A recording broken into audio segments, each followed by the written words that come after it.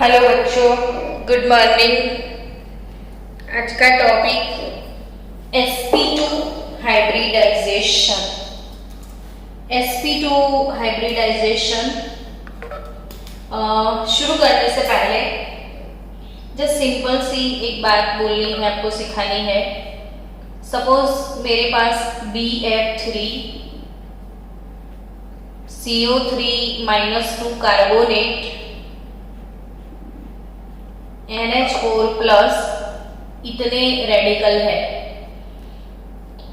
ये टॉपिक पीछे बहुत सारे एग्जाम्पल के साथ हम पढ़ेंगे, लेकिन बीच बीच में इसलिए मैं डाल रही हूँ ताकि 1, 2, 3 पर रिवीजन हो जाए तो पक्के से समझ में आ जाए। तो आपके सामने BF3 कार्बोनेट और एमोनियम आयन लिखे हुए हैं। इसमें स्टूडेंट अगर आपको बोले कोई BF3 कार्बोनेट NH4, उनका शेप, ज्योमेट्रिकल शेप क्या है? अगर ऐसा क्वेश्चन किसी ने पूछा कि BF3 कार्बोनेट अमोनियम आयन का शेप कौन सा है, या फिर उनमें हाइब्रिडाइजेशन, जैसे आपको हाइब्रिडाइजेशन का पता चल जाता है तो आपको शेप पता चल जाता है। जैसे कल हम सीखे थे कि अगर sp3 हाइब्रिडाइजेशन होता है तो शेप जो है हमेशा टेट्राहेड्रल होगा और बॉन्ड एंगल भी फिक्स है, 109.5 डिग्री होता है। ये चीजें फिक्स है। तो sp3 हाइब्रिडाइजेशन है तो शेप टेट्राहेड्रल है, बोल सकते हो ना आप वैसा।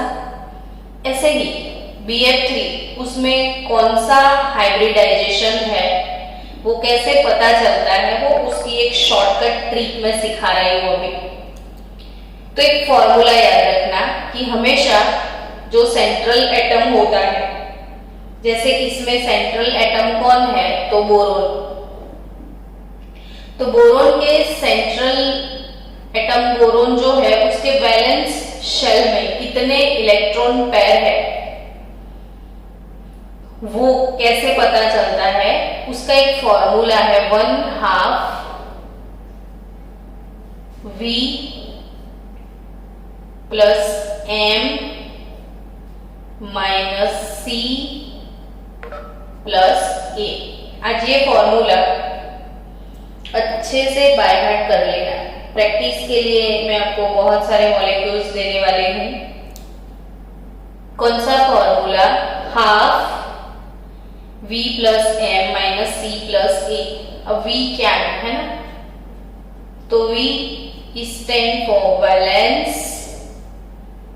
इलेक्ट्रॉन। वैलेंस इलेक्ट्रॉन, अगर कोई 16 ग्रुप का मेंबर है तो उसके वैलेंस इलेक्ट्रॉन 6 है। बोरोन कौन से ग्रुप का मेंबर है?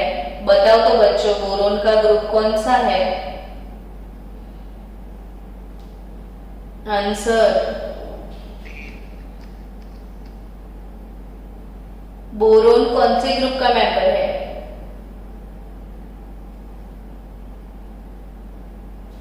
अच्छा, बोरोन वाला ग्रुप याद है आपको? बाल गए इंडियन तेल से वापिस नहीं आएंगे। Boron, aluminium, gallium, indium, thallium और निगोनियम, ये 13 नंबर का ग्रुप है अपना। तो अगर यहाँ पे सेंट्रल एटम बोरोन है और उसका ग्रुप नंबर 13 है तो उसकी वैलेंस ऑर्बिट में 3 इलेक्ट्रॉन है, तो ये V मीन्स वैलेंस इलेक्ट्रॉन। अभी M क्या है? तो M खास याद रखना, monovalent atom. M means number of monovalent atom. Monovalent कौन? तो कि जिनकी वैलेंसी 1 हो। ऐसे कौन है जिनकी वैलेंसी 1 हो?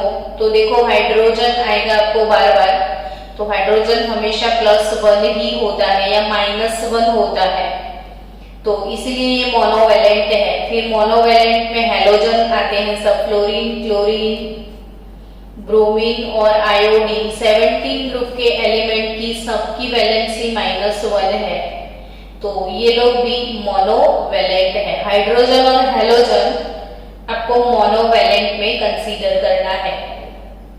फिर उसके बाद C क्या है, तो C है चार्ज ऑन कैटायन। तो चार्ज ऑफ कैटायन, कैटायन के अगर ये कैटायन है तो उसके ऊपर चार्ज जो भी है, जैसे ये कैटायन है तो उसके ऊपर +1 चार्ज है, इसका मतलब इसने एक इलेक्ट्रॉन लूज किया है, तो जितना चार्ज है उतना माइनस कर दो। अगर ये एनायन है तो ये एनायन है, इसने 2 इलेक्ट्रॉन गेन किए हैं तो ऐड होंगे ना इलेक्ट्रॉन, गेन करते हैं तो एडिशन होता है, लूज करते हैं तो सब्सट्रैक्शन होता है। तो यहाँ पे एनायन के जितने इलेक्ट्रॉन्स है वो आपको ऐड करने हैं, तो A for charge of anion, A यानी चार्ज ऑफ एनायन। चलो अभी फॉर्मूला में सब वैल्यू डालते हैं BF3 के लिए। तो V की वैलेंस इलेक्ट्रॉन, बोरोन में वैलेंस इलेक्ट्रॉन 3 होते हैं। M क्या है, तो मोनोवैलेंट एटम, यानी इसके पास 3 फ्लोरीन है, इसके पास 3 फ्लोरीन है, तो मोनोवैलेंट इसके पास 3 है। नहीं तो ये कोई कैटायन है, नहीं तो ये कोई एनायन है, तो ये 2 टर्म्स नहीं आएंगे इसमें, यानी 6 डिवाइडेड बाय 2, यानी इसके पास टोटल 3 इलेक्ट्रॉन पेयर है। बोरोन की वैलेंस ऑर्बिट में टोटल इलेक्ट्रॉन पेयर 3 होंगे। कितने होंगे टोटल इलेक्ट्रॉन पेयर? 3 होंगे। तो दैट्स गुड, जिसके पास 3 इलेक्ट्रॉन पेयर है उसमें हाइब्रिडाइजेशन sp2 होगा। क्यों sp2? तो sp2 का मतलब एक s ऑर्बिटल और 2 p ऑर्बिटल यूज होते हैं, तो 2 + 1 टोटल 3 हमको इलेक्ट्रॉन पेयर अगर मिला तो समझो कि हाइब्रिडाइजेशन sp2 होता है। चलो कार्बोनेट के लिए सोचते हैं, फॉर्मूला अप्लाई करो। इलेक्ट्रॉन पेयर कैसे निकालोगे? Half V plus M minus C plus A। आप लिखते जाना ये चीजें सब। चलो now half V for valence electron, carbon central atom होगा ना CO3-2 में, तो कार्बन ग्रुप नंबर 14 का एलिमेंट है। काशी गए शंकर प्रभु फ्लावर लेके, तो उसके वैलेंस ऑर्बिट में 4 इलेक्ट्रॉन है। अब मोनोवैलेंट यानी जिसकी वैलेंसी 1 हो, ऐसा कोई है इसमें?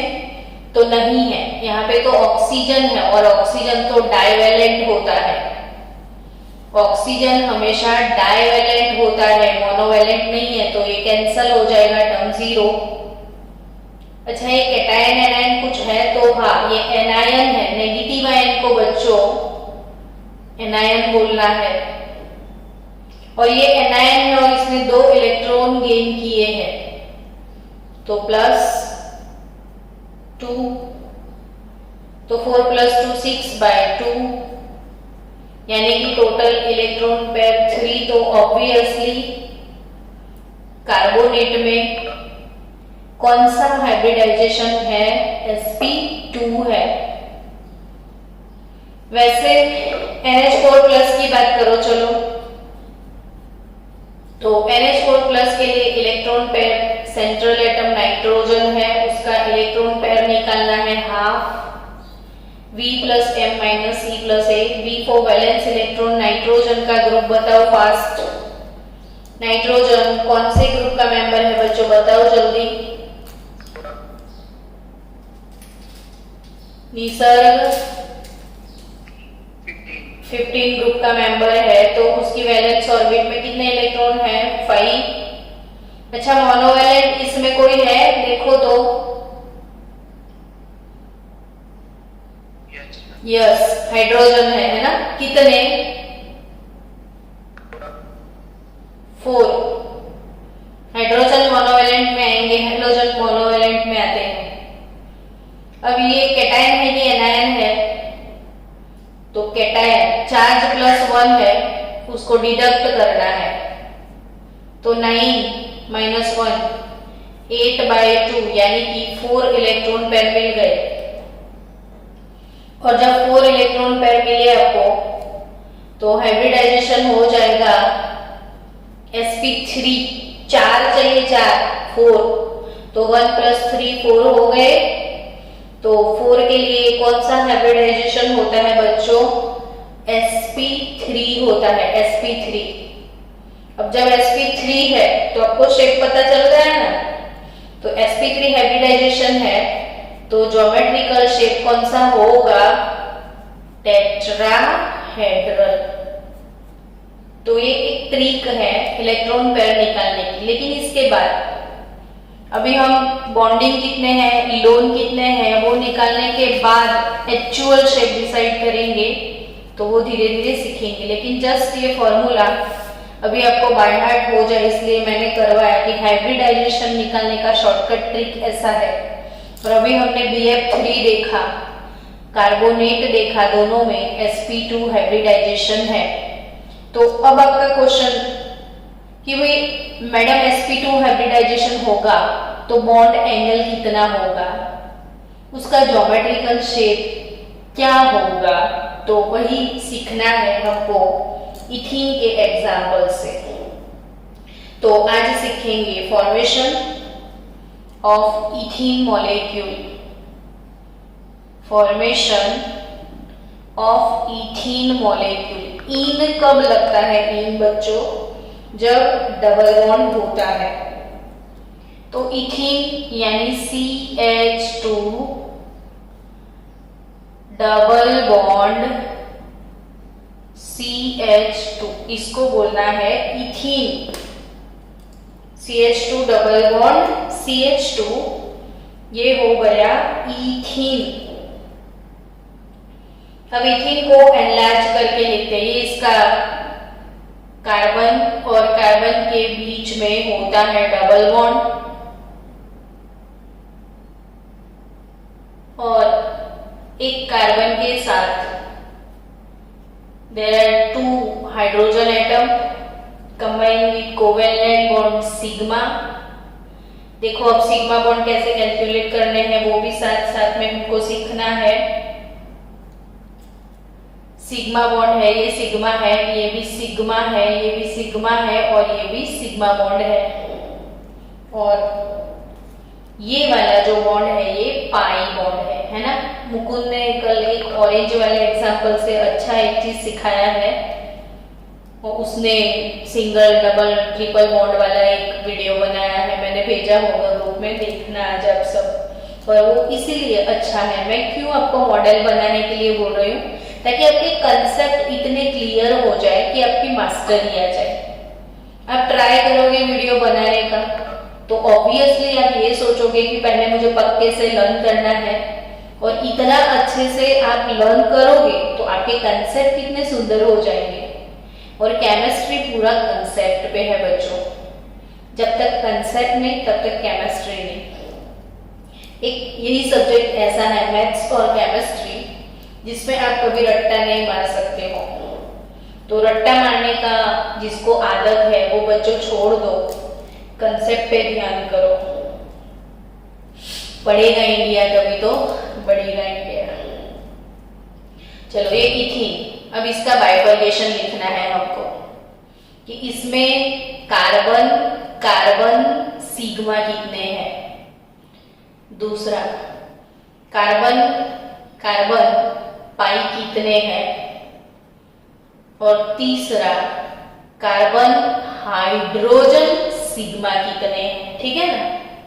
तो कार्बन कार्बन सिग्मा की बात करें, कार्बन कार्बन सिग्मा बॉन्ड, तो इसमें सिर्फ एक कार्बन कार्बन सिग्मा है। कार्बन कार्बन पाई की बात करें तो इसमें एक ही कार्बन कार्बन पाई बॉन्ड है। और कार्बन हाइड्रोजन सिग्मा की बात करें तो 1 2 3 4 there are 4 carbon hydrogen sigma. So total number of bond तो आप बोल सकते हो 5 सिग्मा है इसमें और 1 पाई है और कुल मिला के 6। तो काउंट करो 1 2 3 4 5 6। Okay done. चलो अब दूसरी बात, हाइब्रिडाइजेशन कौन सा?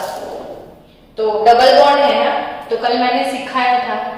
तो ये वाला कार्बन sp2 हाइब्रिडाइज्ड है एज वेल एज ये कार्बन भी sp2 हाइब्रिडाइजेशन करेगा, यानी दोनों कार्बन sp2 हाइब्रिडाइजेशन में है। ठीक है ना, दोनों कार्बन sp2 हाइब्रिडाइजेशन में है। अब आपको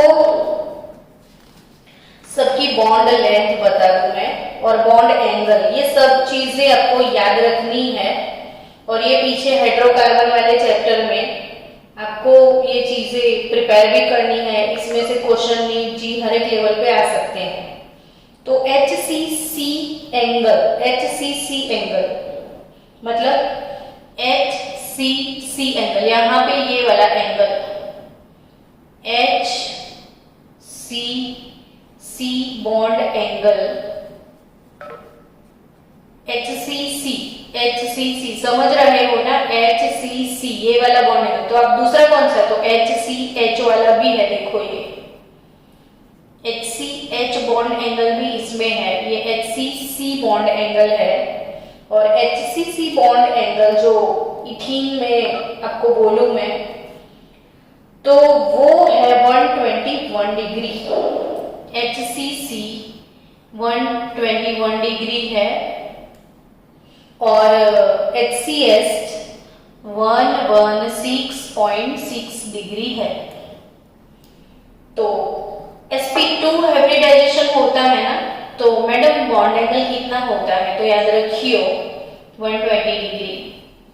लेकिन according to molecular arrangement minor इसमें चेंजेस आते हैं कि प्रैक्टिकली इसका देखो 116.6 डिग्री है ये वाला और ये 121 डिग्री वाला है। क्यों चेंजेस आते हैं तो वो भी पीछे थियरी पढ़ेंगे हम। तो sp2 जैसे मैंने कल सिखाया था कि आप sp2 हाइब्रिडाइजेशन करोगे तो 109 डिग्री 30 मिनट का एंगल मिलेगा और मीथेन में 109 डिग्री 28 मिनट है। यहाँ पे sp2 होगा तो 120 डिग्री होगा। बॉन्ड लेंथ तो कार्बन कार्बन डबल बॉन्ड का लेंथ है 134 पिकोमीटर, वो भी कल मैंने बताया था। और इसमें कार्बन कार्बन डबल बॉन्ड का लेंथ जो है वो भी आप याद रखना कि carbon carbon double bond length कितना है, तो 134 पिकोमीटर। सिंगल बॉन्ड लेंथ है 154 पिकोमीटर। चलो अब हाइब्रिडाइजेशन शुरू करते हैं। नोटबुक में लिखते जाना, समझते जाना, नहीं समझ में आता है तो पूछते जाना कि कार्बन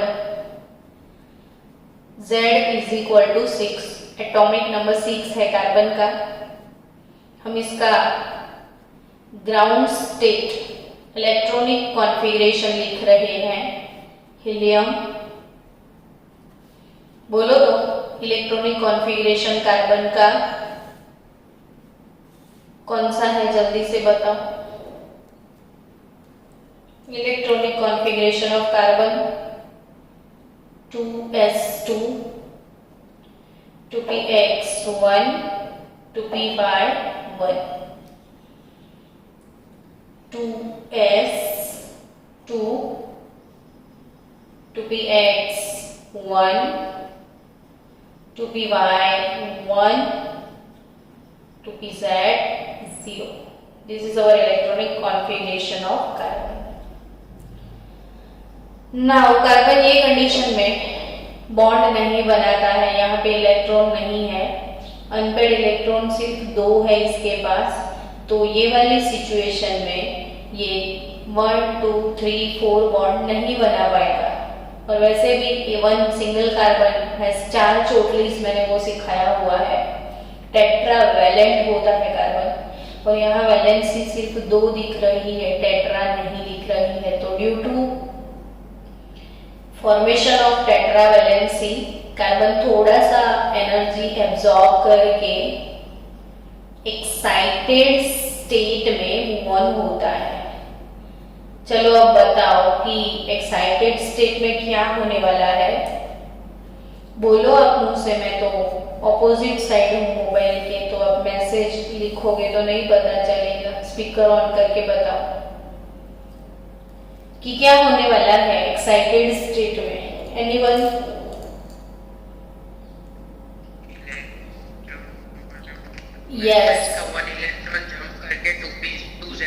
यस, 2s का एक इलेक्ट्रॉन जंप करके 2p साइड में चला जाएगा। तो configuration will be 2s1 2px1 2py1 2pz1। Yes, अब it is ready for hybridisation. 4 bond अब बना सकता है, लेकिन फिर भी एक प्रॉब्लम है। एक लड्डू ये डिफरेंट साइज का है, ये 3 लड्डू अलग अलग साइज के हैं, अलग अलग शेप के हैं, अलग अलग एंगल में है, तो ये सब अलग अलग सा है। और अलग अलग सा जब होता है तो मजा नहीं आता है। तो सबको सेम शेप वाला, सेम एनर्जी वाला बनाना है, तो अब होगा हाइब्रिडाइजेशन। ये इसी कंडीशन में भी बॉन्ड नहीं बना पाता है। तो now carbon in sp2 hybridization, helium अब हाइब्रिडाइजेशन हो जाएगा, यानी ये ऑर्बिट मिक्स हो जाएंगे। लेकिन कितने मिक्स होंगे? जितनी जरूरत है, सब मिक्स नहीं होते हैं। तो ये वाले कार्बन पे फोकस करो। तो इसने 1 2 और 3 सिग्मा बॉन्ड बनाए हैं, ज्यादा नहीं बनाए हैं। तो मुझे सिर्फ 3 सिग्मा बनाने हैं, तो मैं 3 का हाइब्रिडाइजेशन करूं, सबका नहीं। तो यानी कि यहाँ पे एक s ऑर्बिटल और इसके साथ कोई भी 2 p ऑर्बिटल चले जाएंगे, कोई भी 2। मैं अभी px py दिखा रही हूँ, तो pz पड़ा रहेगा। तो एनी 2 p ऑर्बिटल, हाँ, यहाँ पे तो हाइब्रिडाइजेशन हो जाएगा sp2। यानी अब ये तीनों जो p ऑर्बिटल है, सबका शेप और एनर्जी लेवल सेम हो जाएगा। तो ये है sp2 हाइब्रिडाइज्ड और हाइब्रिड ऑर्बिट्स, जिसको बोलते हैं हाइब्रिड ऑर्बिट्स, हाइब्रिड ऑर्बिटल्स। और एक पड़ा रहेगा एक्स्ट्रा p ऑर्बिटल। अब इन तीनों में एक एक इलेक्ट्रॉन अपने हैं, उनके साथ कौन शेयरिंग करेगा? 3 इलेक्ट्रॉन के साथ। तो ये समझा रही हूँ मैं।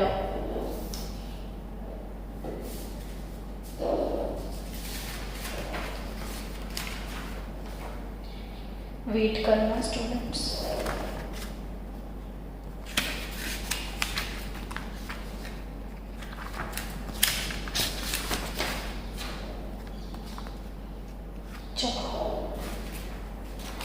अब समझना इधर कि ये जो कार्बन है, पहला वाला कार्बन, ये वाले कार्बन ने sp3 हाइब्रिडाइजेशन किया। तो sp3 हाइब्रिडाइजेशन ये करेगा तो 3 ऑर्बिट, अगर sp3 एक s और p का ओवरलैप होता है, तो मैंने कल सिखाया था कि s का शेप स्फेरिकल है, p का शेप डम्बेल है। दोनों का अगर मिक्सिंग होता है तो ऐसा एक ऑर्बिटल फॉर्म होता है, sp ओवरलैपिंग से ऐसे एक ऑर्बिटल बनेगा। तो वैसे हमारे पास s plus p plus p, तो एक s ऑर्बिटल है ऐसे, तो उसके साथ टोटल 2p ऑर्बिटल जाएंगे ना अभी। तो 2 ऑर्बिटल, एक s के साथ 2 ऑर्बिटल ऐसे मिक्स होने वाले हैं। तो ये नहीं भी समझ में आता है, तो ये तीनों जो है sp2 हाइब्रिडाइजेशन की ऑर्बिटल कैसे बनेगी समझना कि एक ये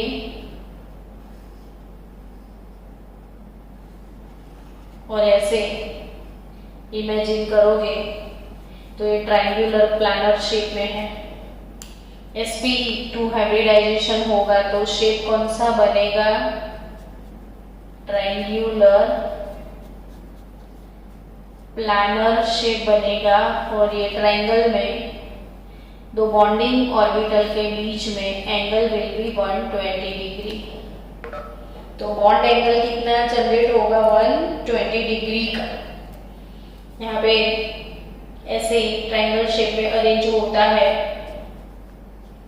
तो ये तीनों बॉन्ड एंगल इक्वल हो जाएंगे और वो हो जाते हैं 120 डिग्री के। तो 120 डिग्री में ऐसे 3 ऑर्बिट्स बनने वाले। अब इथेन मॉलिक्यूल में ये फर्स्ट वाला जो कार्बन है उसके 3 ऑर्बिटल 1 2 3 आपको ट्रायंगल दिख रहा होगा तो ऐसे होगा 1 2 और 3। तो ये फर्स्ट जो कार्बन है हमारा C1 कार्बन, इसकी sp2 हाइब्रिड ऑर्बिट है। ये भी sp2 और ये भी sp2 हाइब्रिड ऑर्बिट्स है और सबके अपने इलेक्ट्रॉन एक एक अनपेड इलेक्ट्रॉन लेके बैठी है ये तीनों ऑर्बिटल्स। अब दूसरा कार्बन यहाँ पे है। दूसरे कार्बन की भी 3 हाइब्रिड ऑर्बिट्स बनेगी तो एक इधर आएगी, दूसरी ये रही, तीसरी ये रही। समझे?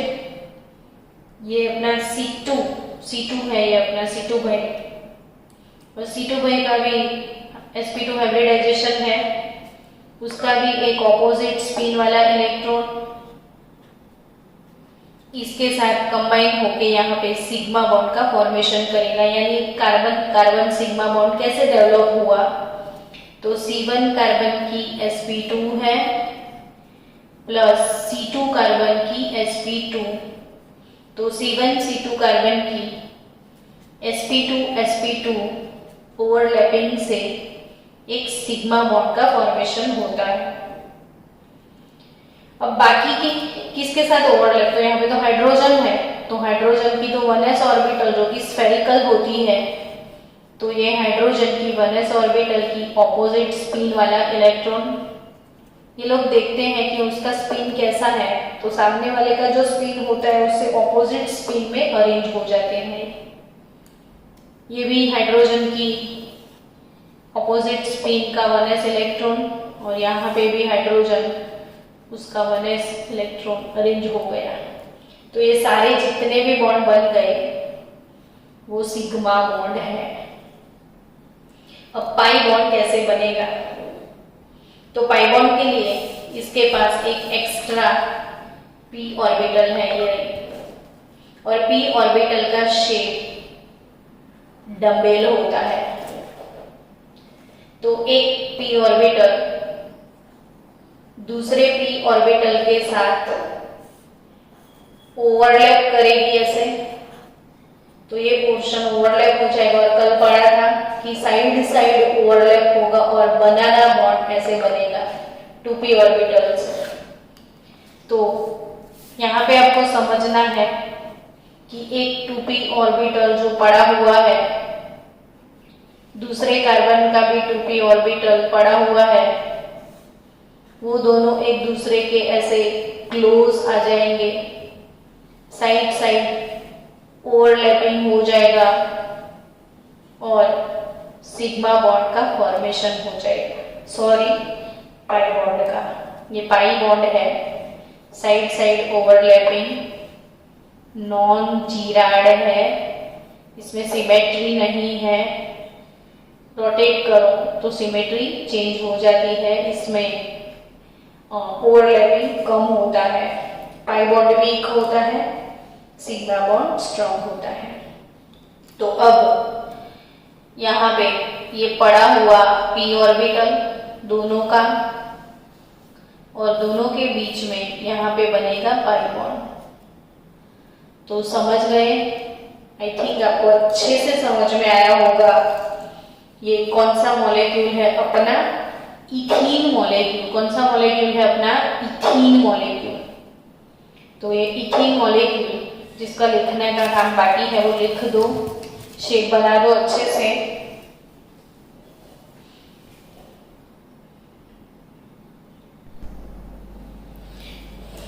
नेक्स्ट है इथाइल मॉलिक्यूल। ये अभी आपने कौन सा टॉपिक पढ़ा, इथीन। अब इथाइन का हाइब्रिडाइजेशन आपको सीखना है। Hybridization of ethyne molecule. Students, ethane यानी कि अल्केन, इथीन ENE, ये ANE, ये ENE, इथीन यानी अल्कीन, जिसमें सिंगल बॉन्ड होते हैं ना वो अल्केन, जिसमें डबल बॉन्ड होते हैं वो अल्कीन, और जिसमें ट्रिपल बॉन्ड होते हैं वो अल्काइन। और ये है इथाइन। देखो ये एन, ये इन और ये आइन। एन सफिक्स अल्केन के लिए यूज होता है, इन सफिक्स अल्कीन के लिए यूज होता है, और जो आइन है वो अल्काइन के लिए यूज होता है। तो फॉर्मूला भी देखो इथेन का C2H6 है, इथीन का C2H4 है, और इथाइन का C2H2 है। कंपैरिजन करोगे तो यहाँ से 2 हाइड्रोजन इसमें कम हो जाते हैं, और इससे भी 2 हाइड्रोजन इसमें कम हो जाते हैं। तो आपको पता होगा कि अल्केन का फॉर्मूला है CN, H2N+2 होता है, फिर ये 2 निकाल दो तो CnH2n होता है, और भी 2 निकालो तो ये CnH2n-2 हो जाता है। 2 हाइड्रोजन कम करेंगे, एक बॉन्ड बनेगा तो 2 हाइड्रोजन लेस हो जाएंगे। अब ये इथाइन का फॉर्मूला है C2H2। C2H2 इथाइन का फॉर्मूला है। तो ये C और C दोनों के बीच में होगा ट्रिपल बॉन्ड, और हाइड्रोजन के साथ सिंगल बॉन्ड। अब सोचो कितने सिग्मा है, तो 1, 2 और 3 सिग्मा बॉन्ड, यानी कार्बन सिग्मा 1 होगा, कार्बन हाइड्रोजन सिग्मा 2 होंगे, और बचे ये 2 बॉन्ड, तो ये पाई बॉन्ड है। तो there are 1 sigma 2 pi bonds. तो ये दोनों अपने पाई बॉन्ड है, CH सिग्मा CC सिग्मा, ठीक है। अब ये वाले कार्बन को सिर्फ 2 सिग्मा बॉन्ड बनाने हैं, ये वाले कार्बन को सिर्फ 2 ही सिग्मा बॉन्ड बनाने हैं। तो ऑब्वियसली मुझे सिर्फ 2 सिग्मा बॉन्ड बनाने हैं, तो मुझे सिर्फ 2 ऑर्बिटल की जरूरत है, तो मैं सिर्फ 2 ही ऑर्बिटल का मिक्सिंग करूंगी। तो इसीलिए इसमें एक S और एक P का मिक्सिंग होता है।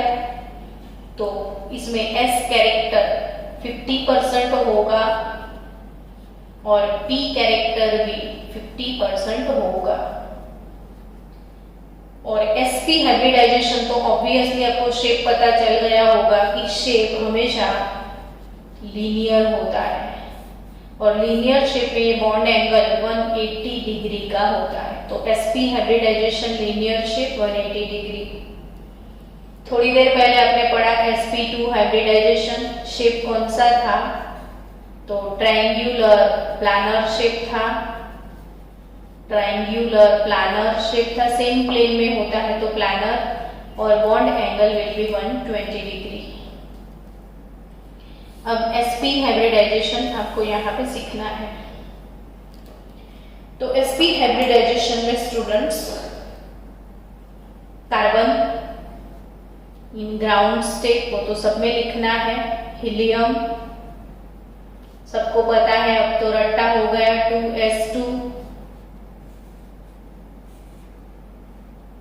2px1 2py1 2pz खाली, carbon in excited state, helium 2s का एक इलेक्ट्रॉन जंपिंग चपाक करके वैकेंट 2p ऑर्बिटल में चला जाएगा। Now carbon in sp hybridization, एक s ऑर्बिटल और एक p ऑर्बिटल यूज करके दो हमको sp हाइब्रिड ऑर्बिटल्स मिलेगा और दो p ऑर्बिटल अनयूटिलाइज्ड पड़ा रहेगा। तो 2p ऑर्बिटल अनयूटिलाइज्ड ऐसे के ऐसे पड़े रहेंगे और यूटिलाइज्ड sp हाइब्रिड ऑर्बिटल जिनके पास एक एक इलेक्ट्रॉन है, इन दोनों के पास भी एक एक इलेक्ट्रॉन है। ये sp हाइब्रिडाइजेशन हुआ, एक s और उसके साथ एक p ऑर्बिटल का ओवरलैपिंग ऐसे होगा। तो there are 2 sp orbitals produce होने वाले हैं। तो अब सोचो कि ये वाला कार्बन sp में है और ये वाला कार्बन भी sp में है, तो कोई एक कार्बन जो है उसकी दो sp हाइब्रिड ऑर्बिटल्स मैंने बनाई, इसमें एक एक अनपेड इलेक्ट्रॉन होगा। ये वाले कार्बन की भी अपनी sp हाइब्रिड ऑर्बिटल्स है और ये वाला कार्बन, ये कार्बन की sp, एक कार्बन की sp प्लस दूसरे कार्बन की भी sp, तो ये sp और दोनों के बीच में सिग्मा बॉन्ड बनेगा। इलेक्ट्रॉन सबके पास है, इन दोनों के पास ये वाले कार्बन की ये जो sp है इसके साथ हाइड्रोजन आने वाला है। तो यहाँ पे हाइड्रोजन की 1s ऑर्बिटल, उसके इलेक्ट्रॉन, यहाँ पे भी हाइड्रोजन का 1s ऑर्बिटल, उसके इलेक्ट्रॉन। अब जो पड़े रहे हैं अनयूटिलाइज है, जिसका यूज नहीं हुआ है, वो कौन से ऑर्बिट्स? तो वो पाई px ऑर्बिट है ना। तो px का शेप याद है ना आपको, जैसे x एक्सिस पे है, ये अगर इसको हम y एक्सिस बोल दें तो ये py हो जाएगा। अगर z पे है डम्बल तो pz, और ऐसे क्रॉस में y पे अगर डम्बल है तो py। तो ये तीनों p ऑर्बिटल एक दूसरे को परपेंडिकुलर 90 डिग्री के एंगल पे होते हैं और डम्बल शेप में है। तो इसके अनयूटिलाइज p ऑर्बिटल दो ऐसे के ऐसे पड़े रहेंगे, एक px और py, व्हाटएवर py pz भी हो सकता है। तो ये अनयूटिलाइज p ऑर्बिटल है दोनों के। अब अनयूटिलाइज p ऑर्बिटल में इसके साथ पाई बॉन्ड और इसका एक पाई बॉन्ड, तो 2p ऑर्बिटल्स ओवरलैप करके 2 पाई बॉन्ड बनाने वाले हैं। तो 2 p ऑर्बिटल यूटिलाइज होंगे तो 2 पाई बॉन्ड बनेंगे। तो इथाइन मॉलिक्यूल के अंदर आपको बॉन्ड एंगल तो पता चल गया, 180 डिग्री का बॉन्ड एंगल होगा। और कार्बन कार्बन ट्रिपल बॉन्ड है, बॉन्ड ऑर्डर 3 है, तो लेंथ इसका छोटा हो जाएगा और इसका लेंथ होगा 120 पिकोमीटर। तो ultimately carbon carbon single bond 154 picometre, carbon carbon double bond 134 picometre और carbon carbon triple bond 120 picometre. तो ये 120 पिकोमीटर बॉन्ड एंगल, सारी चीजें आई थिंक आपको समझ में आई होगी। वीडियो को बार बार रिवाइज करना। और ये दोनों इथीन, इथाइन, इथेन, मीथेन सबका हाइब्रिडाइजेशन आप नोटबुक में मुझे होमवर्क लिख के सेंड करना, मुझे पता चले कि आपने लिखा कि नहीं लिखा ये सब चीजें। तो कल के लिए होमवर्क है मीथेन, इथेन, इथीन और इथाइन चारों मॉलिक्यूल का जो मैंने हाइब्रिडाइजेशन सिखाया है वो आपको थ्री टाइम लिख के भेजना है। एक हाइब्रिडाइजेशन ये वाला शेप ये पूरा आप 3 टाइम लिखोगे। कितने टाइम लिखोगे? 3 टाइम, और आप मुझे सेंड करोगे। तो मिलते हैं कल के लेक्चर में।